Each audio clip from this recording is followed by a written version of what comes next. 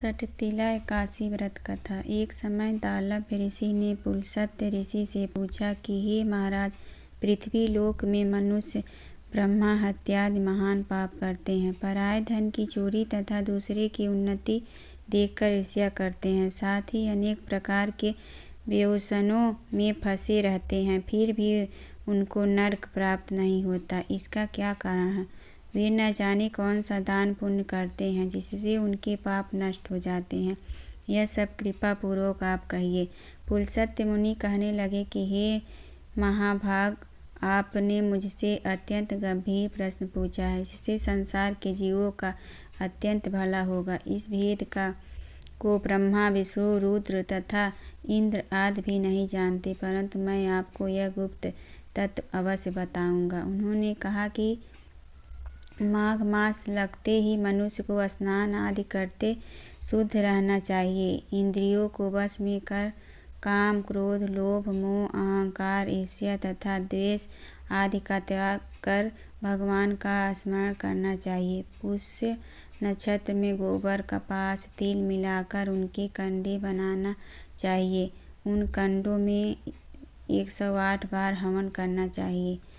उस दिन मूल नक्षत्र हो और एकादशी तिथि हो तो अच्छे पुण्य देने वाले नियमों को ग्रहण करें।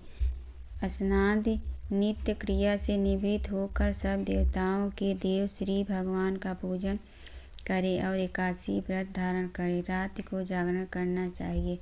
उसके दूसरे दिन धूप, दीप, नैवेद्य आदि से भगवान का पूजन करके खिचड़ी का भोग लगाएं। तत्पश्चात पेठा, नारियल, सीताफल या सुपारी का अर्घ्य देकर स्तुति करनी चाहिए।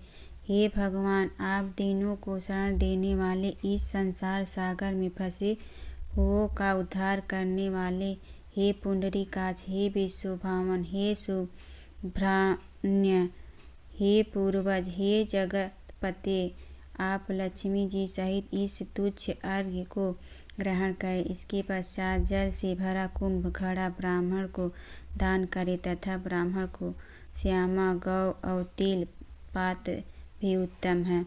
तिल स्नान और भोजन दोनों ही श्रेष्ठ है। इस प्रकार जो मनुष्य जितने तिलों का दान करता है उतने ही 1000 वर्ष स्वर्ग में वास करता है। तिल स्नान, तिल का उबटन, तिल का हवन, तिल का तर्पण, तिल का भोजन और तिलों का दान, ये तिल के 6 प्रकार हैं। इनके प्रयोग के कारण यह सटतिला एकादशी कहलाती है। इस व्रत के करने से अनेक प्रकार के पाप नष्ट हो जाते हैं। इतना कहकर पुलस्त्य ऋषि कहने लगे कि अब मैं तुमसे इस एकादशी की कथा कहता हूँ। एक समय नारद जी ने भगवान श्री विष्णु से यही प्रश्न किया था और भगवान ने जो सटतिला एकादशी का महात्म्य नारद जी से कहा सो मैं तुमसे कहता हूँ। भगवान ने नारद जी से कहा कि हे नारद, मैं तुमसे सत्य घटना कहता हूँ, ध्यान पूर्वक सुनो। प्राचीन काल में मृत्युलोक में एक ब्राह्मणी रहती थी। वह सदैव व्रत किया करती थी। एक समय वह 1 माह तक व्रत करती रही। इससे उसका शरीर अत्यंत दुर्बल हो गया। यद्यपि वह अत्यंत बुद्धिमान थी, तथापि उसने कभी देवताओं और ब्राह्मणों के निमित्त अन्न या धन का दान नहीं किया था। इससे मैंने सोचा कि ब्राह्मणी ने व्रत आदि से अपना शरीर शुद्ध कर लिया है, अब इसे विष्णु लोक तो मिल ही जाएगा, परंतु इसने कभी अन्न का दान नहीं किया, इससे इसकी तृप्ति होना कठिन है। भगवान ने आगे कहा, ऐसा सोचकर मैं भिखारी के वेश में मृत्युलोक में उस ब्राह्मणी के पास गया और उससे भिक्षा मांगी। वह ब्राह्मणी बोली, महाराज, किस लिए आए हो? मैंने कहा, मुझे भिक्षा चाहिए। इस पर उसने एक मिट्टी का ढेला मेरे भिक्षा पात्र में डाल दिया। मैं उसे लेकर स्वर्ग में लौट आया। कुछ समय बाद ब्राह्मणी भी शरीर त्याग कर स्वर्ग में आ गई। उस ब्राह्मण को मिट्टी का दान करने से स्वर्ग में सुंदर महल मिला, परंतु उसने अपने घर को अन्नादि सब सामग्रियों से शून्य पाया। घबराकर वह मेरे पास आई और कहने लगी कि भगवान, मैंने अनेक व्रत आदि से आपकी पूजा की, परंतु फिर भी मेरा घर अन्नादि सब वस्तुओं से शून्य है। इसका क्या कारण है? इस पर मैंने कहा, पहले तुम अपने घर जाओ, देव स्त्रियां आएंगी, तुम्हें देखने के लिए। पहले उनसे षटतिला एकादशी का पुण्य और विधि सुन लो, तब द्वार खोलना। मेरे ऐसे वचन सुनकर वह अपने घर गई। जब देव स्त्रियाँ आईं और द्वार खोलने को कहा तो ब्राह्मणी बोली, आप मुझे देखने आई हैं तो षटतिला एकादशी का महात्म्य मुझसे कहो।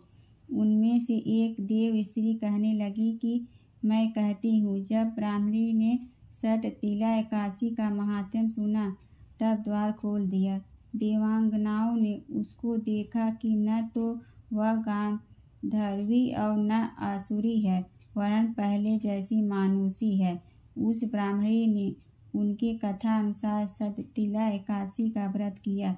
इसके प्रभाव से वह सुंदर और रूपवती हो गई तथा उसका घर अन्नादि समस्त सामग्रियों से युक्त हो गया। अतः मनुष्यों को मूर्खता त्याग कर षटतिला एकादशी का व्रत और लोभ न करके तिलादि का दान करना चाहिए। इससे दुर्भाग्य, दरिद्रता तथा अनेक प्रकार के कष्ट दूर होकर